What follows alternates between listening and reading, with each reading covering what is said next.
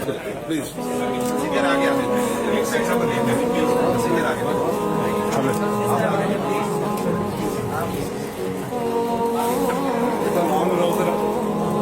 Sir पे speed मार speed कितनी मारी उनके साथ ही रहना, मेरा फ्रेम देखना है।